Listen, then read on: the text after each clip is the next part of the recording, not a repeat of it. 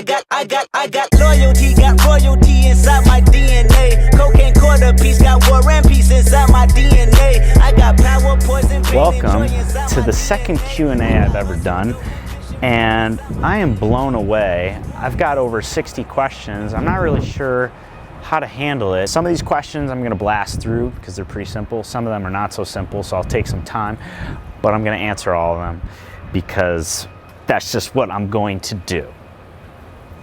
How do I grow a beard like yours? Tim Thibodeau. Start balding on top and then it'll start growing here more. That's my professional opinion. Why are you bald? Luck of the draw, baby. Luck of the draw. Hey Zach, I wanna know your opinion on handling going bald at your age. How did balding affect your normal life or dating life, etc.? Man, a lot of people really are curious about balding. Okay, but that's a great question. And to be honest with you, having hair affected me more than not having hair, because I would always try to style my hair like I would see other people do it, like David Beckham. I would always try to get my hair to look like David Beckham when I was like younger in high school and stuff. But I just didn't have the thickness to do it. And so that really bothered me. I kept going back and forth like, why the hell doesn't my hair look like David Beckham? And that's just because, well, I'm losing it. And once I realized that and cut it all off, I've never felt better. And to be honest, the girls dig it. I mean, I don't know how many girl subscribers I have, but if you're a girl and you don't mind this, say so in the comment section below. Give this guy some confidence, and that's what it all comes down to, is confidence. You don't think Jason Statham or Dwayne "The Rock" Johnson care that they don't have hair. You know, it's all about feeling confident. You know, you want to be humble at the same time, but you should carry yourself like, hey, I'm the man. And I'm not gonna lie to you, lifting and feeling better about your body really helps that. If a girl doesn't like you because you're balding, then she's not the right girl. You do not want to date a girl that doesn't date you because of that. How do you come up with your 6 shots on the fly, or do you visualize stuff beforehand? Some stuff I do visualize beforehand. Like if I'm going to like Wrigley for a Cubs game, I've been there numerous of times, so I know some of the shots that I want to get before I even get there.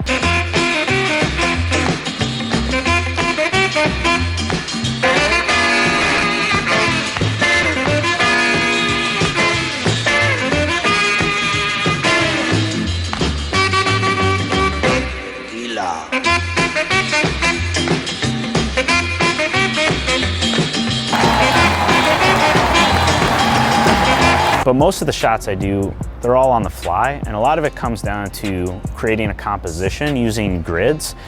And that's why I like urban photographers so much, because you can really easily see the types of grids that they use, and everything looks symmetrical and nice and flows really well. So if you follow like urban photographers, that will really help. How'd you get good at framing shots? Watch lots of classics, practice, studying. I do watch a lot of movies. I watch a ton of classics, and then I have my handful of movies that I gain a lot of inspiration from. But what a lot of people don't realize is that photographers have to tell a story with just one frame, one shot. And so if you can master that, you know, it's a very difficult thing to do, especially do it well. I think that's one of my best tips to give, is to study really good photographers. Go to Instagram right now and look up Jason M. Peterson. He's from Chicago. You'll thank me later. All of his photos are black and white, and they're just absolutely gorgeous. What sparked my interest in photography? Oh, Michelle, what's up, Michelle? Basically, being able to capture something that makes you go like, whoa, that's sick. And then you get to have that for the rest of your life. You get to look back at those things, and it's just really cool, you know, capturing moments and stuff like that. And then also trying to become a better cinematographer. How long have you been doing cinematography, and what got you into it? I've been doing cinematography for about 4 years, and professionally for just about a year. Around a year. It all started with fitness. I was a big fitness guy, personal trainer. I still am, and I wanted to step into the YouTube fitness community and start pumping out videos, but I just wasn't passionate about the content that I was making, and I became more obsessed with the camera itself And now I'm making stuff that I actually want to make instead of stuff that I think I have to make. Who are your inspirations as in video production? Quentin Tarantino, Emmanuel Lubezki, who did The Revenant, Philip Bloom, he's on YouTube. Definitely check out Philip Bloom, you'll learn a lot. Scott Cunningham, who I just noticed recently, he did the music video for Kendrick Lamar, Humble. Just recently started following him. YouTubers that inspire me are Casey Neistat is one of them, but not because of his filming, but he is such a unique individual, and that's what really inspires me. He doesn't try to be like anyone. Also Ben Brown, I love Ben Brown. He's just got, the best word to put it is just flow. He's just got really chill flow, and I like watching him. He's an incredible photographer too. How did you get so good at video? Jeff, not being afraid to suck for a very long time.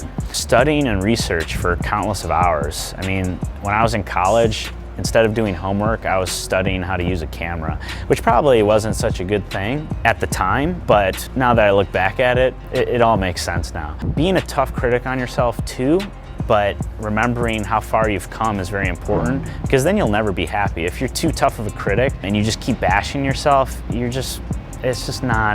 it's a little bit unhealthy, and I don't recommend doing that. I used to do that, and it affected my mood, my happiness, and the people around me. But it is important at the same time to look at your work and say, what could you do better? And that's what I do. Every video I make, I look at it and I'm like, man, I could have done that better. And then I try to incorporate that into my next video. What movies inspire your cinematic style? Pulp Fiction, Inglourious Basterds, Shawshank Redemption, The Dark Knight, Saving Private Ryan, Interstellar, Whiplash, Drive, Fight Club, The Revenant, and Kill Bill, and like 100 others. What do you do when you get stuck creatively? Emma, I had this problem after I came back from Mexico.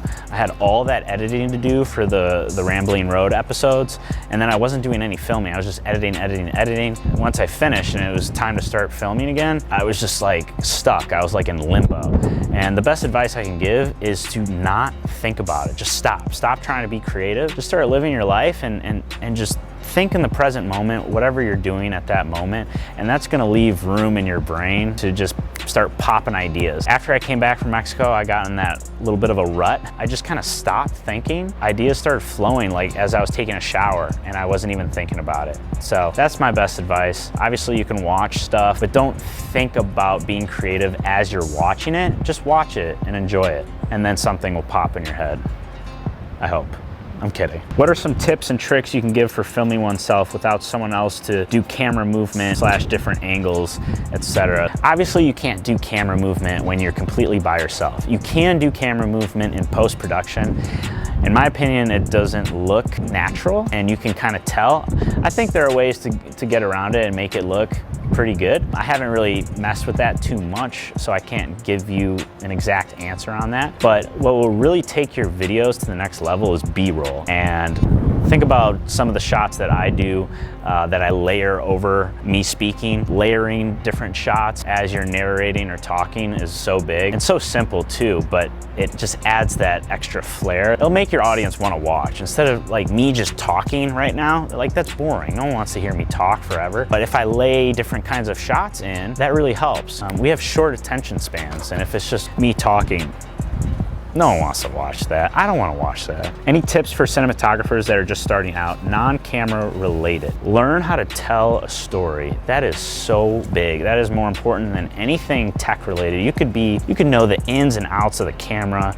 You could know the ins and outs of the editing software. But if there's no substance behind what you're creating, there's no story, no one's gonna watch it. Try vlogging, because it's the hardest thing to do, is taking an ordinary day. Like, my life is nothing special. I live with my parents, I work with clients, I film some stuff occasionally, but I create a story from it. And if you can create a story and make the ordinary or the uninteresting seem interesting, then you've got it. You've got it. What's your top 3 tips for someone interested in venturing into and starting videography? Number 1, learn how to tell a story. That is the key ingredient. Number 2, follow the best. And YouTube is a great resource. Study them, follow them, learn the ins and outs outs. Number 3, get past the sucky stage. Don't be afraid to suck. Push through. The more you do it, the better you're gonna get, and then it's just gonna all click for you, believe me. What software do you use to edit your pics? Maybe do a tutorial on YouTube. I use Lightroom, and then I use Visco presets.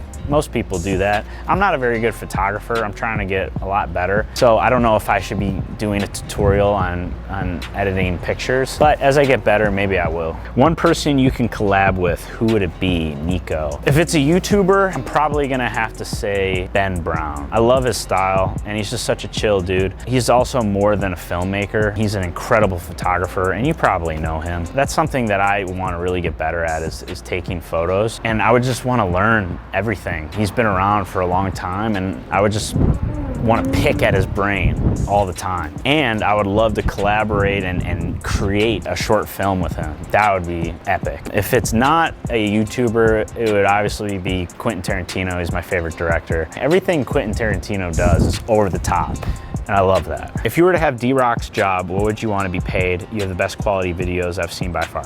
Thank you so much, Cole. I really appreciate that. I actually applied for D-Rock's position. I'm pretty sure I didn't get it, but that's okay. What would I want to be paid? I don't know, man. That's so tough. Like, I don't want to put a number on it, and it would probably be less than a normal job because I would be with Gary Vaynerchuk all day long, and that is just extremely valuable just in itself. So I would take a lot less money than just a normal job.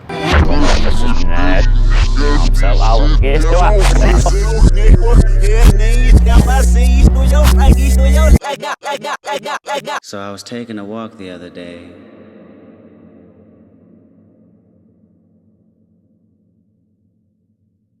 Being a cinematographer, what frustrates you the most about the YouTube fitness industry in terms of quality content creation? Oh my God, what a question. This is gonna be fun to answer.